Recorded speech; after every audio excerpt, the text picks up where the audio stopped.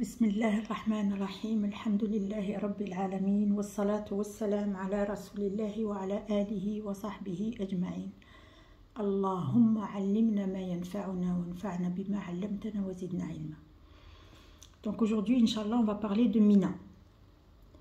Le séjour à Mina, mais plus sur ce que font les pèlerins à Mina. Pas les piles, on ne va pas parler à la fête de Muzdalifa, tout ça, on va parler que de Mina. Ce que doit faire le pèlerin et ce qui se passe concrètement. Et c'est un peu décevant quand je vais vous le dire. Vous n'allez pas me croire, mais vous allez le vivre. Vous verrez de vous-même.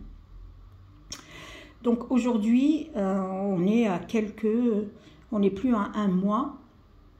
Si encore un petit peu, on est à peu près à un mois du Hajj. On est à un mois du Hajj à peu près, donc à quelques semaines de départ. Quelques semaines, quelques jours. Les départs vont se faire avant le mois, bien sûr. Le mois, ça va être pour le Hajj, Inch'Allah. Donc, aujourd'hui, on suppose que tout le monde est prêt, que les valises commencent à se faire, que vous avez choisi quel Hajj vous allez faire, que vous avez suivi plein de doros, etc. Et que tout le monde est à Mecca. Ceux qui ont commencé par Médine sont déjà à Mecca, et ceux qui ont commencé par Mecca, ils sont venus directement à Mecca. D'accord? Donc on suppose qu'on est dans le mois d'Ul Hijjah déjà, au moins le 6 ou le 7, et on attend juste le départ, le 8e jour d'Ul Hijjah. D'accord? Donc aujourd'hui, si je dois donner un conseil pour se préparer encore, je ne vais pas vous demander d'acheter un livre, je ne vais pas vous demander d'aller lire, je ne vais pas vous demander... Non, ça y est, là, il faut finir ce que vous avez entre les mains. Je suppose que tout le monde a déjà des doigts, des livres, tous les conseils que vous avez eus à droite et à gauche, par les mosquées, par les réseaux, etc. Moi, je vais vous demander, si je peux me permettre, c'est juste de réviser la salat. La salat, elle est très importante. Il y a Amoududdin. Si je corrige ma prière, j'ai tout corrigé dans ma vie. Et aujourd'hui, on peut constater que les prières, quand même, elles sont faites un peu très vite, sans science, sans savoir, sans base, on a appris à prier par tradition, par nos parents, par nos grands-parents, par les voisins, par les amis. Mais est-ce qu'on a les bases? Je parle de moi-même, hein. Moi je suis encore en train de la corriger et je pleure pour ça, parce que si je n'ai pas validé ma prière, mais qu'est-ce que je peux valider dans les piliers? Je ne peux rien valider. C'est Salat Amoud ad-Din. Et bien sûr, donc je suis obligée de toucher à la science. Et aujourd'hui, subhanallah, la science, elle est loin. Nous les musulmans, on s'est éloignés de la porte de la science, Bab al-Ilm. Et est-ce qu'on peut aimer Allah, adorer, pratiquer ses piliers sans la science? Aujourd'hui, notre souci, malheureusement, je dis bien notre, hein, pour me mettre dans le lot, c'est le matériel. J'ai besoin d'avoir une maison, d'avoir une voiture, d'avoir un travail et manger. Bien m'habiller, c'est le souci number one, c'est le souci numéro 1. C'est qu'est-ce que je vais porter, qu'est-ce que je vais mettre, où je vais partir, avec quoi je vais partir, comment je vais partir dans la vie ci-bas. Mais j'ai un départ dans l'au-delà. Et ce départ, il est difficile. La mafar, je n'ai pas où m'échapper, il n'y a pas d'échappatoire. Malek el-Maut, il traverse l'univers en longueur et en largeur. Donc même si je vais en Asie, il va me rejoindre en Asie. La mafar. Donc j'ai ce point-là, la science. Aujourd'hui, vraiment, on le voit, nous, quand on est guide dans des groupes, il y a beaucoup de choses que nos sœurs, nous les musulmans, nous ne savons pas encore faire, ne serait-ce que l'wudu. On ne connaît pas les piliers de l'wudu. Dans l'wudu, il y a des choses qui ont été imposées par Allah, qui sont écrites dans le Coran, mais il y a autre chose qui ont été rajoutées par le prophète Mohammed sallallahu alayhi wa sallam, qui font partie de la sunna. Est-ce qu'on les connaît? Dans la prière, c'est pareil. J'ai des piliers. Si je ne les fais pas, est-ce que j'ai validé? On a vu ça avec le Umrah. Je ne l'ai pas validé, ma prière. Donc, la science est inévitable. Et nous, aujourd'hui, notre problème, on ne lit pas de livres. On n'a pas de livres. On n'a pas de bibliothèque. La première chose que je dois mettre, c'est pas une gazinière, c'est pas une cuisine équipée, c'est une bibliothèque dans ma maison.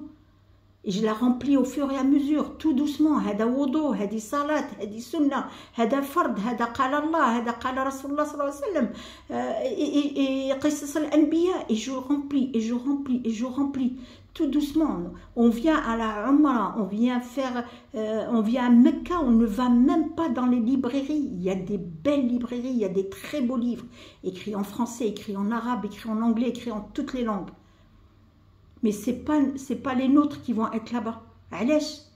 Parce que la science n'est pas notre problème. Aujourd'hui, on va dire « Oui, mais je n'ai pas été à l'école. » Mais c'est ta faute, ce n'est pas la mienne. Ben, Aqra, va étudier.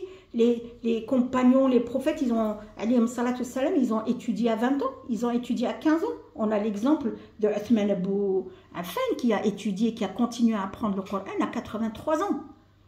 Qui lisait et dans son but c'était de l'apprendre, Donc il y a un grand trou entre nous et la science malheureusement, et sans la science franchement on ne peut pas. Aujourd'hui on voit que tout le monde, quand on regarde les groupes, tout le monde court, qu'est-ce qu'il faut faire, où il faut aller, comment il faut faire, je ne sais pas compris, s'il te plaît envoie-moi le lien, envoie-moi Hadi. Waouh, allez, pourquoi on est dans cette situation? Parce qu'on n'a pas appris. Et ça, on n'attend pas d'aller au Hajj à la Umrah. On apprend. Si on y va, alhamdoulilah. Si on n'y va pas, il y a toujours des choses à apprendre. Quand on va visiter, quand on va à Médine, à Uhud, eh ben, on apprend comment ça s'est passé. Et c'est surtout pourquoi ils ont eu l'échec. C'est parce qu'on n'a pas écouté le prophète. Ils n'ont pas écouté le prophète alayhi salatu salam. Et si on n'écoute pas le prophète alayhi salatu salam, on est égaré. Même nous, hein, on est égaré. On ne peut réussir que si on écoute notre prophète Mohammed sallallahu alayhi wa sallam. C'est Allah azza wa jal qui l'a choisi pour nous enseigner. Et donc dans ma vie, je dois avoir un équilibre entre ma religion et entre ma dunya. Je dois avoir un équilibre entre les deux. Je ne peux pas vivre juste mettre la balance du côté de dunya et pas mettre de balance du côté de dunya. Et ça, entre les deux, l'équilibre, ben c'est quoi? C'est la science. C'est la science. Donc, si je ne mets pas d'équilibre, ben, qu'est-ce qui va se passer? Ben, je vais boiter. Je vais pencher d'un côté, donc je vais être comme celui qui boite. Il n'a pas l'équilibre, il boite. Ben, je vais boiter. Et pourquoi je vais boiter? Parce que Shaitan, il m'a fait le waswas, et moi je l'ai écouté, et ben il m'a trahi. Et il a trahi quoi? Il a trahi mon nefs. On a vu dans les lives précédents que le nefs c'était moi son chauffeur. Donc si je la conduis pas bien, et ben je l'emmène pas à destination là où il le faut. Donc le niveau de connaissance, on remarque bien qu'il est quand même pas bon du tout. On est en perdition, en grande perdition. Et c'est dommage, et c'est pour ça que aujourd'hui on a du mal. Donc ça, le point de la science, on ne peut pas ne pas le mettre quand on parle du Hajj. Le deuxième point, c'est la prière. La prière, c'est Amoud ad-Din. Si je veux réussir mon Hajj, je dois déjà corriger ma prière aujourd'hui. Quand je fais ma prière, c'est une connexion avec Allah Azza wa Jal. Moi, mon Hajj, c'est quoi? C'est de gagner mon paradis. D'accord? De partir sans péché pour que j'ai le paradis. Le paradis, il se trouve où? Il se trouve au-dessus des 7 cieux. Et Jahannam, billah, en dessous. Hein? En dessous, vers le bas, dans les terres. En dessous, donc, moi, si je veux gagner mon paradis, ça veut dire que je veux être en haut avec mon Seigneur, avec Allah Azza wa Jal. Je dois l'aimer, je dois gagner mon paradis à côté de lui. Et regardez dans ma prière. Quand je fais takbirat al-ihram, c'est un peu l'ihram qu'on fait pour l'umrah, quand on fait l'intention et tout. Là aussi, on fait l'intention, sauf qu'on ne la dit pas, mais elle est dans le cœur. Quand je fais l'intention pour ma prière, je rentre en connexion avec Allah. Quand je lève les mains, ce geste de lever les mains veut dire je jette toute la dunya dans le dos et je suis avec toi, ya Allah. Et là, sta'id, je suis droite en face la qibla. Et Allah, il ne dit pas faites la prière, il dit iqama, iqama. Ça veut dire que je dois me redresser, je dois être le dos droit, les jambes droites, tout vers la qibla, la tête, les bras, les épaules, tout, les bassins, tout le corps, en face al Qibla. Et mon regard, il est vers l'endroit où je vais me prosterner. Et je récite donc Fatiha, ma tayassara min al-Qur'an, et après je m'incline. C'est une obligation, c'est un pilier. L'inclinaison, il faut la réussir. Je dois être en angle 90 degrés, ça veut dire que mes jambes sont droites, hein, le genou il n'est pas plié, sauf si je suis malade, les pieds sont vers la Qibla, et mon dos est droit, c'est-à-dire je mets un verre d'eau sur le dos, il ne tombe pas, il ne coule pas. Et la tête en prolongement du dos, vers où je vais poser mon front et je regarde l'endroit où je vais me prosterner. Et mes mains sur mes genoux avec les doigts écartés. Et je lui dis Subhana Rabbil Azim avec le cœur. Subhana Rabbil Azim, Subhana Rabbil Azim. Et quand je me retresse, qu'est-ce qu'on dit? Sami Allahu liman hamida. Allah entend ceux qui vont le remercier. Moi, je vais lui dire, qu'est-ce que je vais lui dire? Rabbana wa lakal hamd. En allant vers le haut, en me redressant encore une autre fois. Mon squelette, je dois le vivre, je dois le sentir. Il est en moi, c'est mon corps. Je dois le sentir pendant ma prière. Et si je le sens, ça veut dire que je suis dedans. Je suis ancré. Je suis avec Allah Azza wa Jal, Inch'Allah. Et après, je me prosterne. Je descends au plus bas.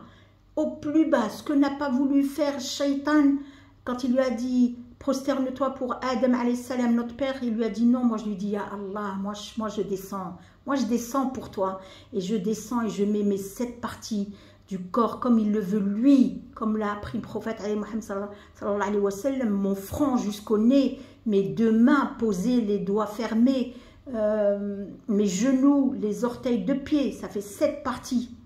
Et ces 7 parties vont être marquées, et vont être lumineuses dans la tombe, Inch'Allah. Inch'Allah. Et regardez ce que je lui dis. Quand je suis tout en bas, je lui dis Subhana Rabbil A'la. Et pourtant, je suis en bas.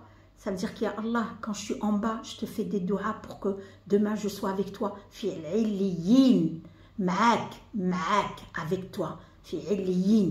Mais c'est pas quand je suis en haut que je lui dis, c'est en bas. Ça veut dire en bas, je suis le plus proche d'Allah Azza wa Jal et je le vis et je vibre et je l'entends et je le sens et j'ai juste envie, si l'alarme elle devait tomber, qu'elle tombe.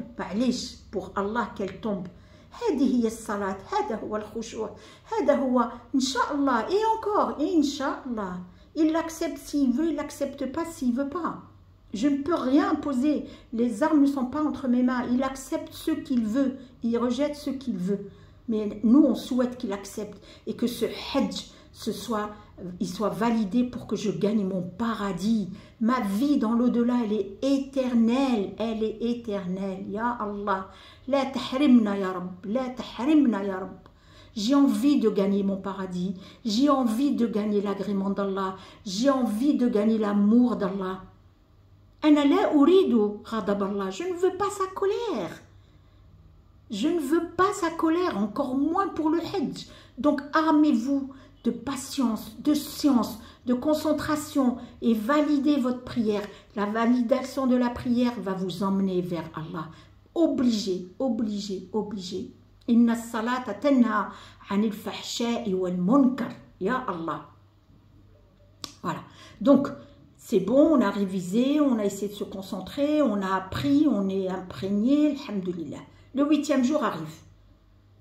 Qu'est-ce que je fais? Je ne vais pas au miqat. Je reste là où je suis, dans mon hôtel ou dans ma résidence. Le 8e jour, Inch'Allah, je me mets en état d'ihram. Donc, je fais le ghusl si je veux, c'est une sunna. Je me coupe les ongles, là, je vous le conseille, parce que après, on n'a pas le droit de se couper les ongles. Il y a des gens qui ont des ongles qui poussent vite. Donc, moi, je vous conseille de le faire et de limer les coins. Parce que quand on a des bouts de peau et que ça nous gêne, eh ben, on a envie de les enlever avec la bouche, et c'est pas bon. C'est pas bon, c'est une interdiction. On va rentrer dans des interdictions pour le hajj aussi. Donc, on essaye de faire ce qu'il faut faire correctement. Alhamdoulilah. Tant que je n'ai pas fait mon intention, je peux encore mettre ma crème, je peux mettre mon shampoing, je peux mettre mon après-shampoing, pas de souci. quand je vais faire l'intention, labbaik Allahumma hajj, ça y est, je rentre dans mon hajj. Là, je suis dans l'ordre d'Allah, je suis dans mon pilier, je suis rentrée dans les interdictions, je n'ai plus le droit de faire certaines choses. D'accord? Et on attend le départ pour aller à Mina, le sac est prêt. Je vous conseille fortement de laisser votre argent à l'hôtel, de laisser vos papiers à l'hôtel. Faites du change, emmenez du change avec vous, du riel. Emmenez des téléphones chargés. Si vous avez une batterie externe, emmenez-la.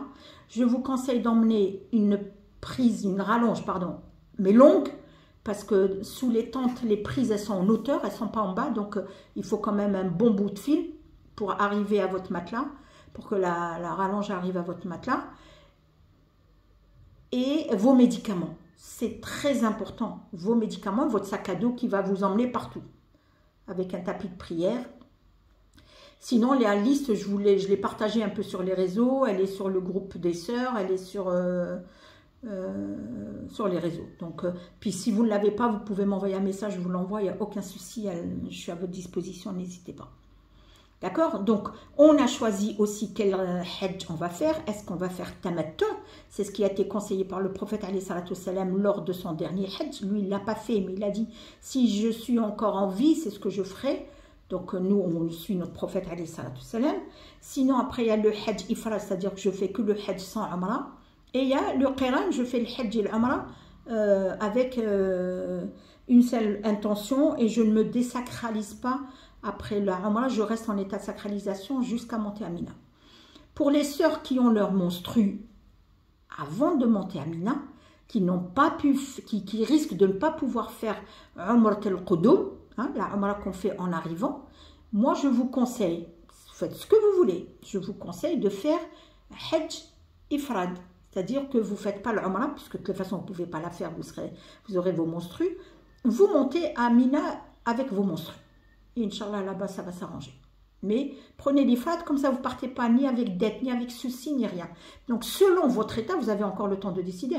Selon votre état, arrivé à Mecca ou à Médine, soit vous décidez tamattu, soit vous décidez l'ifrad, ou soit vous décidez le qiran. Chacun est libre. Je ne vais pas rentrer dans le détail de chacun, parce que des hajj, parce que j'ai tout sur les réseaux, vous avez suivi plein de cours, je ne vais pas faire un bourrage de crâne, ça ne sert à rien. D'accord? Donc, le 8e jour, on a choisi, on est en état d'ihram, notre sac est prêt, les médicaments, tout ce que j'ai dit, sont prêts, le chapeau sur la tête pour les femmes, les hommes n'ont pas le droit, est prêt, vos crèmes, vos médicaments, tout est avec vous. D'accord? Je vais vous dire quand vous allez les utiliser, mais déjà, vous pouvez les prendre. On arrive à Mina. Mina, c'est un ensemble de tentes comme ça, et avec des collines derrière. C'est autour, il y a plein de collines tout autour. Là, on peut méditer. C'est un endroit qui vit que 5 jours par an pour le pèlerin. Il n'y a rien, c'est le désert. Et Allah l'a choisi volontairement pour qu'on puisse l'adorer et valider le hajj. Parce que si on était dans la verdure, au centre-ville, avec des magasins, des cafés, des salons, ça y est, nous, on s'égare facilement. Hein. Il ne nous faut pas beaucoup. Et c'est Allah qui nous a créés comme ça. Nefs, ammarat as-su. Donc voilà, Mina, c'est à peu près comme ça. C'est des boulevards avec des tentes dans tous les sens. Devant, derrière, à droite, à gauche. Donc tout le monde arrive à Mina. Vous avez vos responsables, vos guides. Ils vous emmènent dans le camp qu'il faut.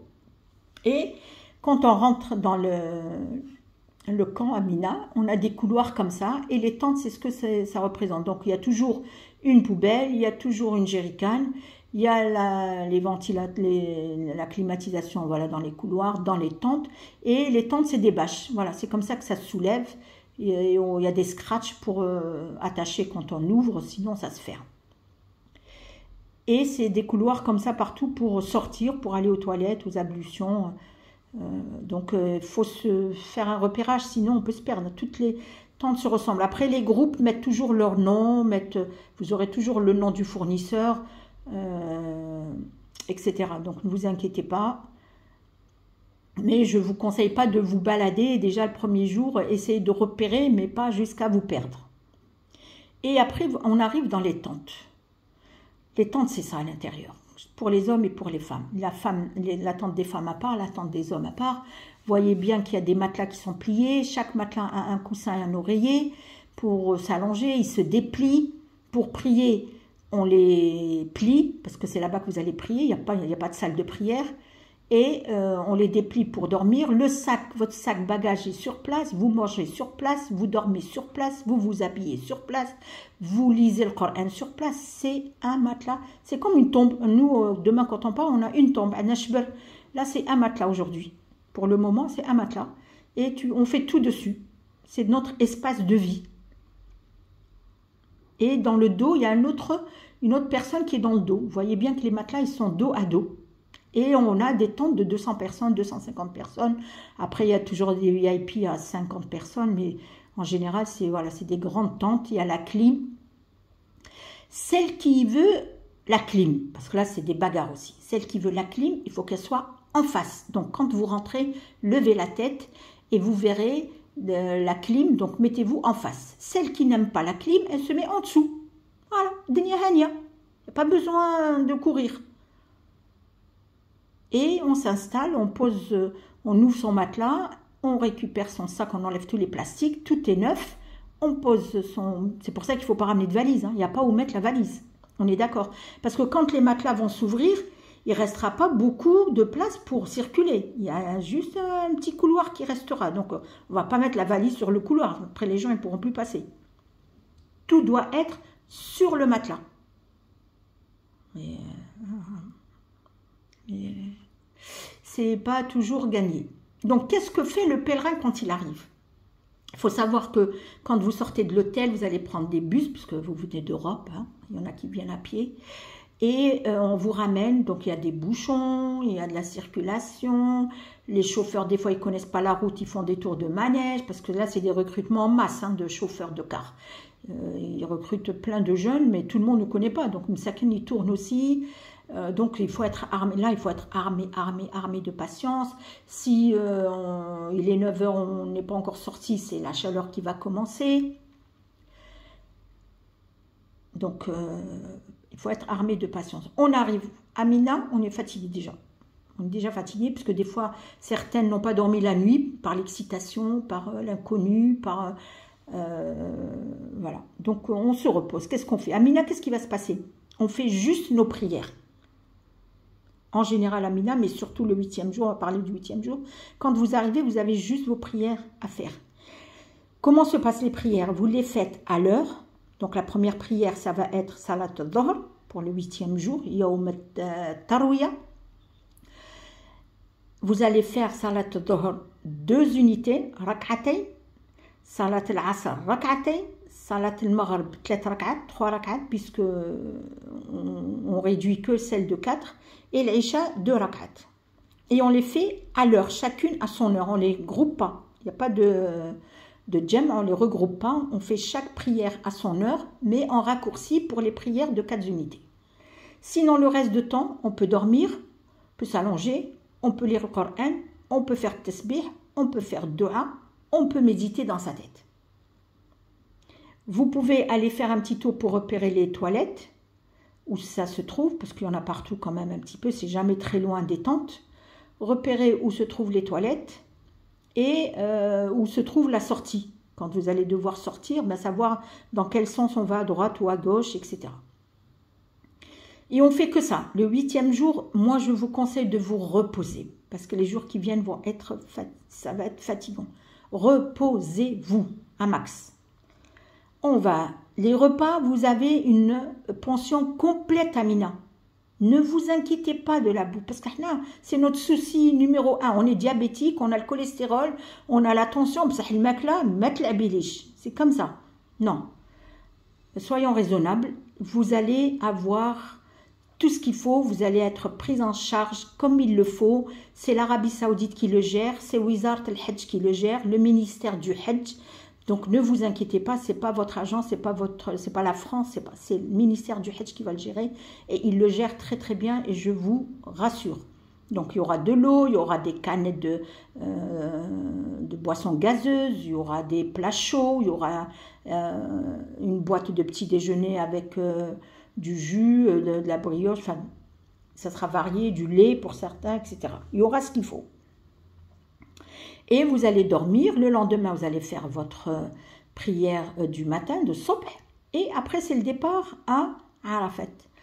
Vous allez laisser votre sac à Mina. À Mina, il n'y a pas de clé, il n'y a pas, mais ne vous inquiétez pas. Vous êtes entre les mains d'Allah Azza wa Jal. Vous avez peur d'Allah?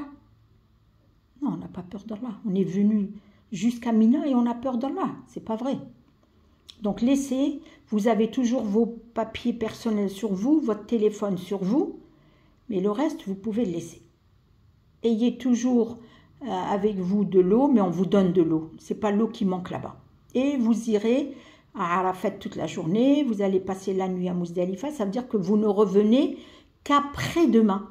Ça veut dire que la tente elle va rester vide le jour de Arafat. Il n'y aura personne. Et la nuit de Muzdalifa, vous reviendrez que le jour de l'Eid.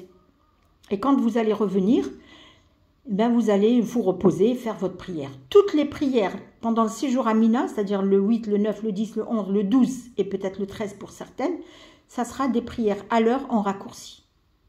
D'accord? La tente à côté, collée à côté, ça sera celle des hommes. N'ayez pas peur, vous n'allez pas perdre vos maris. Ils sont juste à côté. Les agents, généralement, ils ont des micros, ils ont des câbles, ils ramènent tout ce qu'il faut pour que vous puissiez suivre les doros qu'il y aura. Vous allez entendre l'Aden, vous allez entendre le Qiyama, vous allez vous allez entendre l'appel à la prière, vous allez entendre la prière, vous allez tout entendre. Tout vous arrivera. Ne vous inquiétez pas. D'accord? Vous allez prier. Donc vous posez votre matelas, vous êtes obligé de ramasser le matelas et poser votre tapis de prière que vous allez ramener avec vous pour prier. Pendant tout le séjour. C'est tout ce qu'il y a à faire. Vous allez brancher votre prise, votre rallonge, pour avoir votre prise pas loin de votre matelas. Oh, et c'est bon. Vous allez faire vos ablutions, vous revenez, vous sortez quand il faut y aller faire les piliers qu'il faut, et vous revenez à Mina. À chaque fois, vous revenez à Mina. Vous devez obligatoirement rentrer avant le Maghrib à Mina. Vous savez que la journée lunaire, elle commence de Maghrib à Maghrib. La journée solaire, elle commence de minuit à minuit. Hein? Nous, quand on gère nos vacances, le travail, la vie de tous les jours, on est dans le solaire. On est dans minuit. Mais les jours lunaires, puisque là, on gère des mois lunaires, on est de Maghrib à Maghrib. Donc, vous êtes obligé de rentrer avant le Maghrib à Mina et vous êtes obligé de dormir à Mina le 10e et le 11e, qui sont obligatoires. Le 10 d'Ul-Hijjah, tous les pèlerins doivent dormir à Mina. Et le 11 d'Ul-Hijjah, tous les pèlerins doivent dormir à Mina. Maintenant, le 12e jour, Yawm al-Tashriq, le 2e, si vous avez décidé de rentrer, aller à Mecca, vous êtes obligé de partir avant le Maghrib. Si le Maghrib arrive et vous n'avez pas encore fait le Jamarat et vous n'avez pas eu le temps, vous êtes obligé de rester. Vous êtes obligé de rester si le Maghrib arrive et vous n'avez pas encore fini ce que vous avez à faire. D'accord? Le prophète, alayhi salatu salam, quand il a fait le Hajj, il est resté à Mina. Aujourd'hui, on n'aime pas Mina. Là, je vais rentrer dans le négatif. Là, je vais rentrer dans le comportement qu'ont nos pèlerins aujourd'hui. On n'aime pas Mina. Mina, ouais, on étouffe, on ne sait pas quoi faire, il n'y a rien, il fait trop chaud, j'arrive pas à dormir. Mais tu es venu faire le Hajj. Tu es venu faire comme a fait le prophète alayhi salatu salam. Si, c'est là qu'on peut savoir, chacun peut savoir où il en est. Si dans mon cœur, je suis bien, je suis connecté, je suis avec Allah, Wallahi, avec Mina, ça devient un paradis pour moi. Et je suis heureuse d'être loin de tout. Allah, il a tout fait pour me sortir de dunya. Alhamdulillah, oh, pour une fois, on est loin de tout. Et on oublie tout. Pour certaines. Pour d'autres, Wallah, elle ramène toute la dunya avec elle. toute la dunya. Première excitation, c'est le téléphone. Même les personnes âgées, hein, les mamans âgées. Hein. L'excitation, le téléphone. وانا ما عنديش الاولاد وهادو الاولاد وما هضرتش مع الاولاد والاولاد. ايه اختي. المال والبنون زينة الحياة.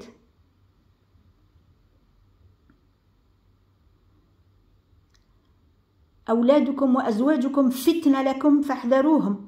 فتنة فتنة. ضيعوا لنا وقتنا، ضيعوا مالنا، ضيعوا لنا كل شيء. واش بغينا؟ On a déjà assez perdu de temps derrière les enfants, pour les enfants, avec les enfants. Mais c'est bon, quoi.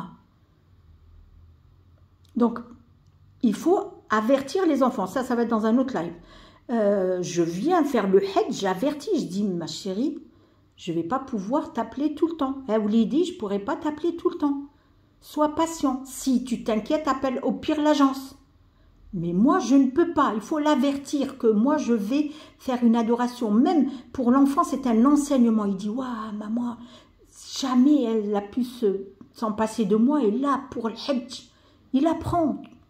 Bellirou anni, bellirou. Apprends à ton enfant ce que c'est la valeur de ce que c'est d'un pilier, d'une adoration, d'une relation avec Allah Azza wa Jal. On a une relation avec tout le monde sur terre et avec Allah, on ne l'a pas.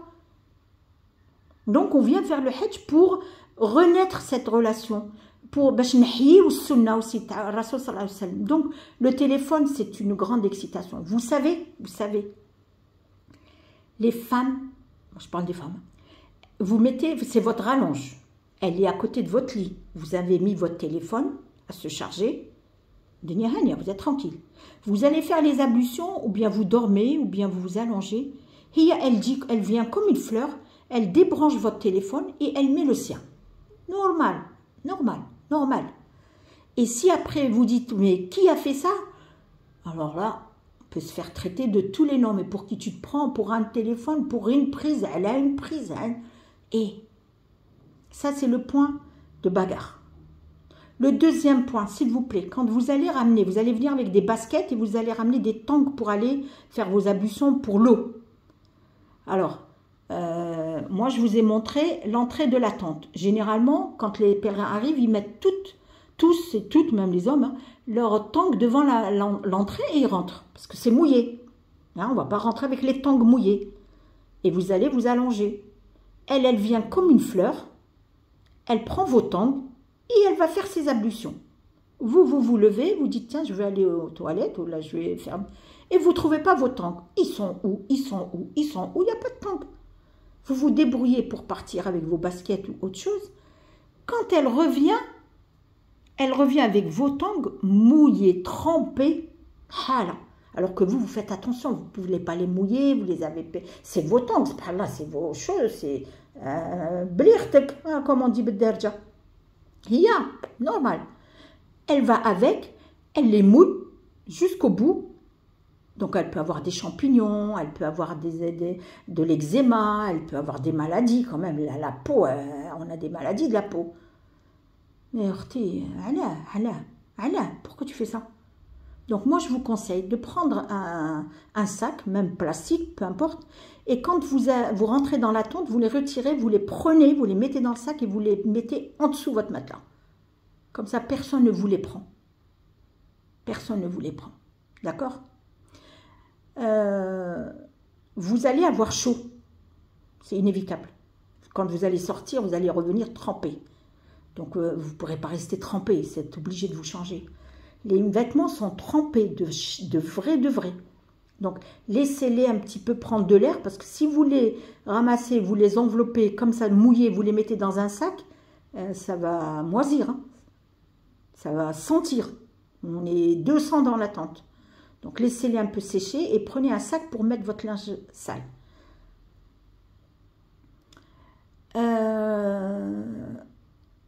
Quand on arrive à la tente, c'est le moment. Moi, mon dernier Hajj, wallahi, je ne sais pas si vous allez m'entendre, mais peut-être il y aura Orti Houda qui était avec moi. J'ai fait de l'hypo. J'ai fait de l'hypo. On arrive, les premières, les gens qui les guident, ils arrivent les premiers pour accueillir, pour vérifier déjà s'il y a les matelas, il y a tout va bien. D'accord? Tout va bien. Sur chaque matelas, il y a un oreiller, il y a une couverture. Quand les groupes arrivent, quand vous arrivez, c'est la folie. Nous, on installe, les gens, les guides installent. Au fur et à mesure, on remplit les rangs. Premier rang, deuxième rang, troisième rang, quatrième, on est content. Alors, Ouda, ça va, ça se passe bien, oui, alhamdoulilah, les femmes, elles sont installées. Il reste combien? Parce qu'il y a un groupe qui vient en car, il y a un groupe qui vient à pied, il y a un groupe qui vient en dernier. Tout le monde n'arrive pas en même temps. Donc, il me dit, mais encore un car qui arrive. Je dis, ouais, t'inquiète, il n'y a pas de problème, j'ai encore des rangs vides. Quand tout le monde arrive, j'ai toujours au moins une dizaine qui n'ont pas de matelas. Et là, cherchez l'erreur.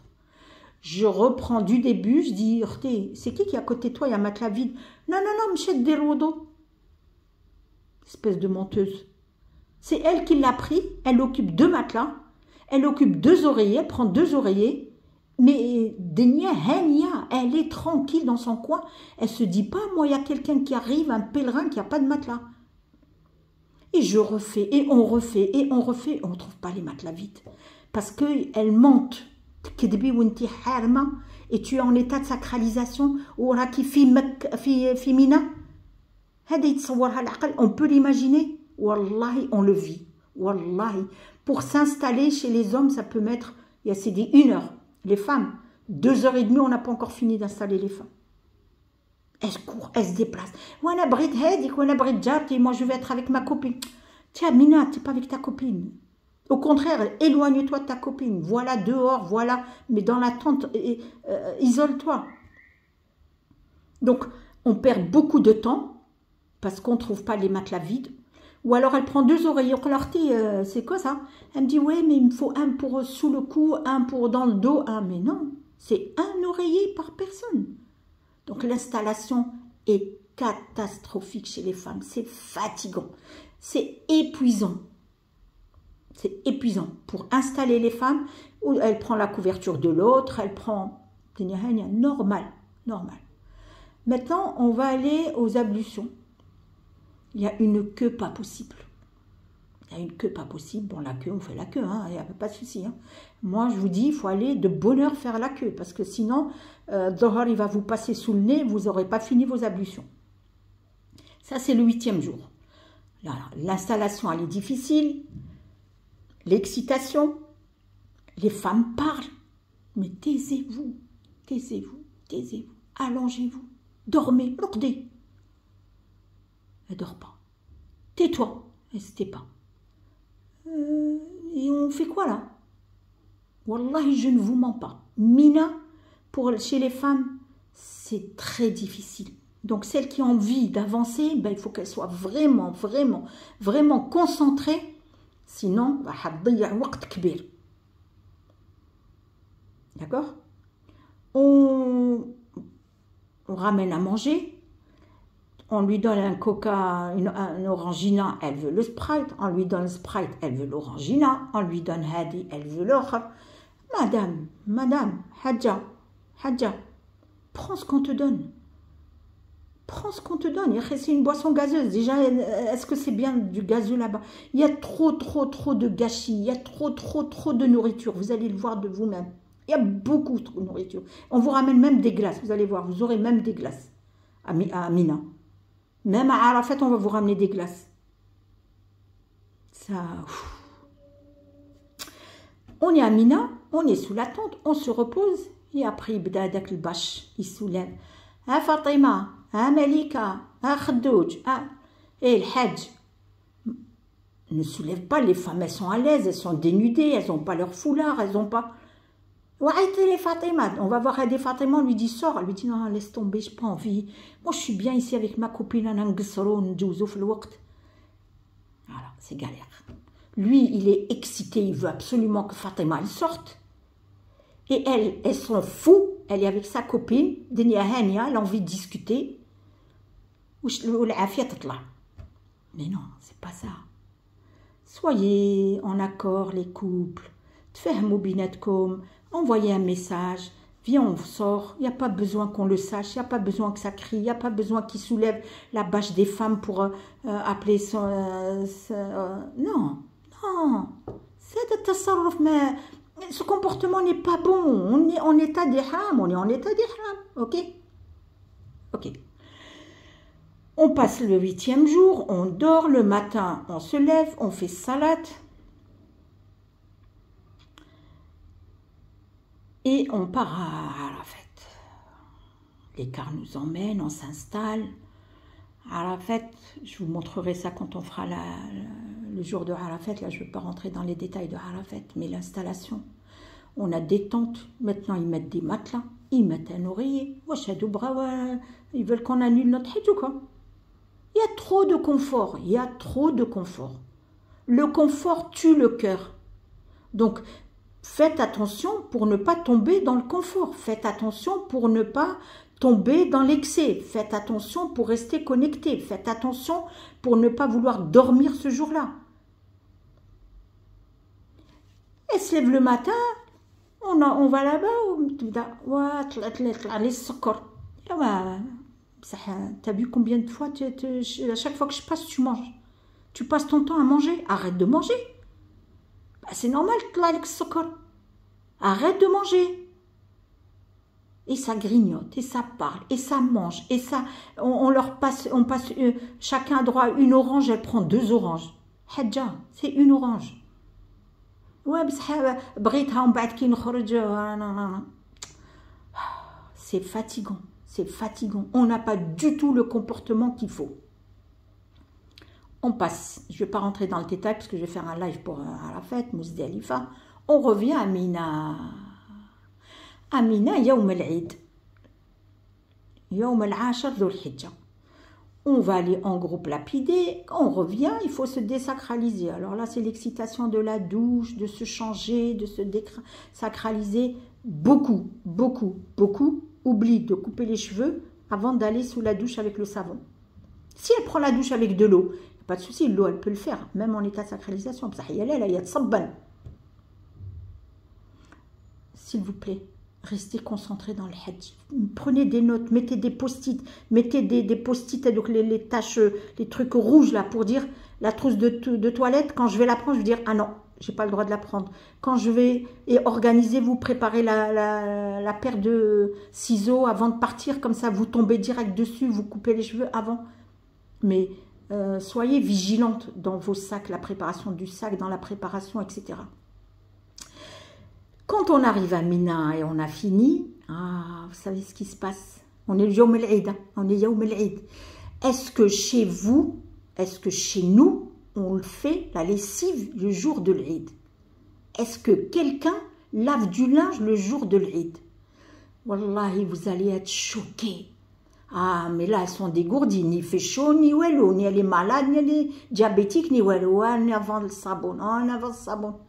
Arrive l'heure de prière. Donc, moi, innocente, je me lève, je vais faire le wudu. Je lui dis, je peux faire le wudu? Ah non, elle ne te laisse pas le robinet. Elle est dans sa lessive. Elle est dans son monde. Elle est égarée. Elle est dans l'égarement total. Moi, je suis brute dans l'explication, mais j'ai envie de toucher. Parce que tous les ans, c'est la même chose. Tous les ans, c'est la même chose. Et celles qui ont fait le hajj, elles ne peuvent que dire oui, c'est vrai. Je n'exagère pas et je ne mens pas. Elle va laver. Vous savez dans quoi elle va laver? Vous avez vu les jerrycans d'eau de Zemzem qu'on trouve à Médine, qu'on trouve au Haram? Il y a 2 parties. Il y a une partie où l'eau coule et il y a la partie de haut où il y a l'eau Zemzem. Où l'eau coule et où il y a l'eau. Elle va démonter, elle va enlever la partie du haut, comme ça elle récupère la partie du bas, ça lui fait une bassine, et elle lave. Et elle lave dans la bassine où il y avait Zemzem, excusez-moi, où on met de l'eau qu'on boit.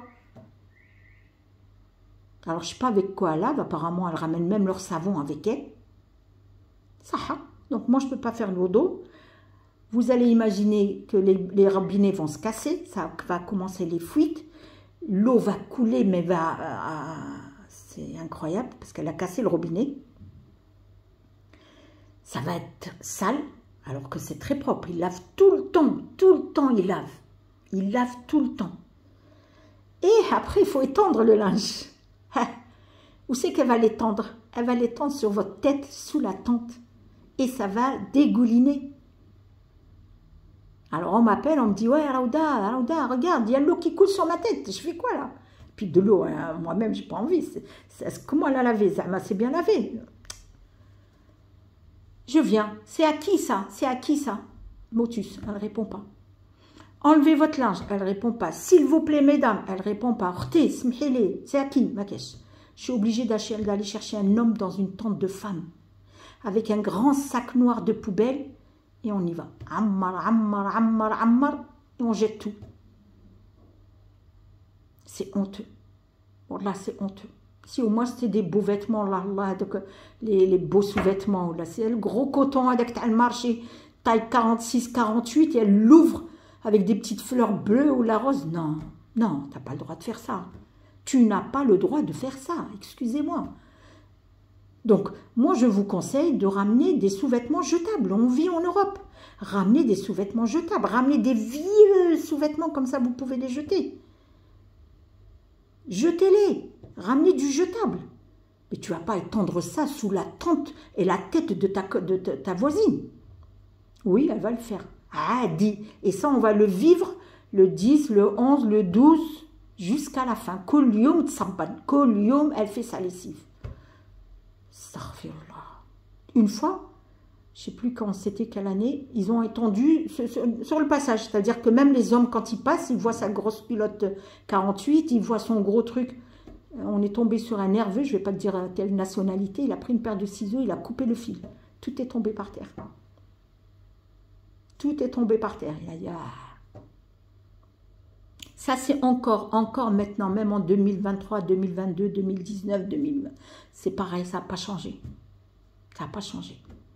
Quand même. Le jour de l'Eid, tu laves le linge. Mais tu ne le fais pas chez toi. Tu ne laves même pas ta vaisselle, peut-être. Donc, les femmes, c'est ça.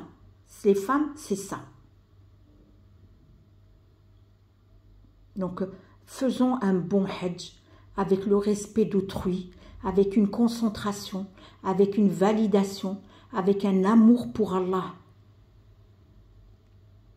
Ça devient très difficile à vivre. Très difficile à vivre.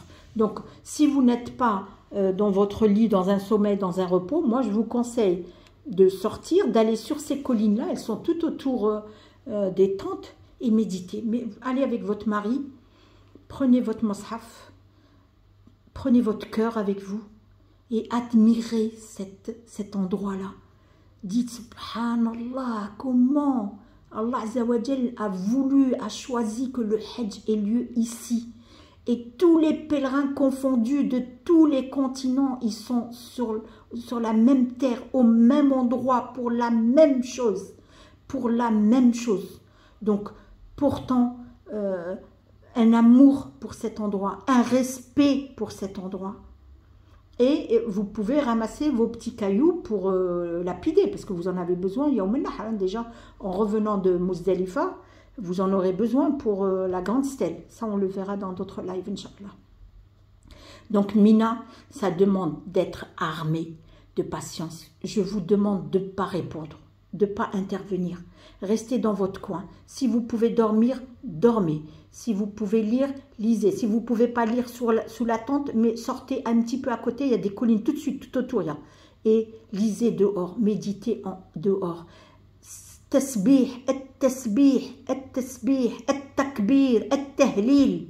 N'oubliez pas, n'oubliez pas, n'oubliez pas. D'accord? Donc, passez votre temps, laissez votre langue. Allahumma a'inni ala dhikrika wa shukrika wa husni ibadatik. Ej'alna min al-dhakirin, ya Rab. Ej'alna min al-dhakirin. Surtout, fi Mina, à Mina. Ma langue, je la contrôle. Je mets ce que vous voulez dans votre bouche, mais contrôlez ce que vous allez dire. Ce que vous allez dire. Vous ne parlez qu'à votre Seigneur, juste pour dire l'autre, merci, barakallahu fik, salam alaikum. Mais il n'y a pas de l'euro. Évitez, évitez, s'il vous plaît. Évitez, restez concentrés. Le temps, Allah Azza wa Jal, il nous a donné un temps de vie. Un temps de vie. Il y a une entrée et une sortie. D'accord? Tout le monde est arrivé au moment où Allah est né comme Allah va voulu, mais tout le monde va ouvrir une porte qui s'appelle la porte de la mort. Nous allons tous partir. Bab al-maut, la mafar, la mafar. Personne ne peut l'échapper. Et Mina, c'est pareil. Le Hajj, c'est pareil. Il y a un début et une fin. Wallahi, aujourd'hui, vous avez vu le temps, comment il passe vite. Si vous êtes égaré, le Hajj, il va s'envoler. Vous n'allez pas le sentir et vous n'allez même pas le vivre. Donc, faites attention. Les jours sont comptés. Les jours sont comptés. Les minutes sont comptées. Donc, ne laissez pas les minutes vous passer entre les mains. On a laissé une vie. On a laissé une vie. Demain, Allah Azza wa Jalla, il va me juger sur mon temps. Il va me dire, Aouda, tu as fait quoi de ton temps? Donc, aujourd'hui, vous avez tout laissé, mais vous avez emmené une valeur ajoutée qui est le temps. Le temps est de l'argent. Le temps vaut de l'argent. Et encore plus à Mina et encore plus pour votre Hajj. Donc, contrôlez-le, ne le laissez pas vous échapper. Mettez un planning et le soir, quand vous rentrez dans votre matelas, vous dites, j'ai fait quoi aujourd'hui? J'ai fait quoi? J'ai validé quoi? Hasbu anfusakum. Faites votre autocritique avant même qu'Allah la fasse pour nous. Faisons-le. Mais ne laissez pas le temps passer. Le temps va passer très très vite. Et on va le regretter. Et il ne s'est pas dit qu'on va retourner au Hajj. Le Hajj, c'est une fois dans la vie. Donc, ce que je dois maîtriser à Mina, s'il vous plaît, c'est le temps. Plus à Mina, c'est le temps. Le temps, je ne le laisse pas passer. Je ne le laisse pas, je ne le perds pas. Le matin, je fais ma prière à l'heure. Je fais Adhkar Sabah. Je fais Adhkar Ba'd Salat pour toute prière. Si je ne sais pas, j'emmène une livre, j'emmène la citadelle. Dans la citadelle, il y a tout. Et vous lisez Adhkar Ba'd Salat pour toute prière. Adhkar Sabah, Adhkar al-Masa, Adhkar al-Nawm. On a des invocations, on apprend, c'est pas grave. Le but, c'est de partir pas armé et de revenir armé. Partir sans science et revenir avec une science. Partir pauvre, pécheur et en revenir un nouveau-né. Avoir validé. Hajjan mabrour. Hajjan mabrour. Inch'Allah. Mais il faut le préparer. Donc là, c'est pas le bac plus 15 ni le bac plus 10 ni... c'est ça aussi, on est toutes pareilles, mais il suffit d'un parasite, wahda, elle va tout te faire perdre. Donc, si vous vous repérez, vous voyez, celle-là, évitez-la un maximum. Un maximum. Il y a du bavardage, ça crie, ou te trolf le romouret, hadi qaltli, hadi arossi, hadi nsibi, ana dalli, ana... Arrêtons les bêtises. Restons concentrés. Donc, à Mina, ce que je vous conseille de garder, ne pas le partager, c'est votre temps. Le temps, c'est de l'argent. Ce que je vous conseille fortement, c'est la patience. Si vous perdez votre patience, vous avez tout perdu. Même si vous connaissez à fond les rites, même si vous avez tout appris, vous allez tout perdre. Parce que vous n'avez pas été patiente. Je ne dois pas rentrer dans les discussions profondes. Ah non, mais un akalouli, non, moi j'ai appris, non. Non, la jidel.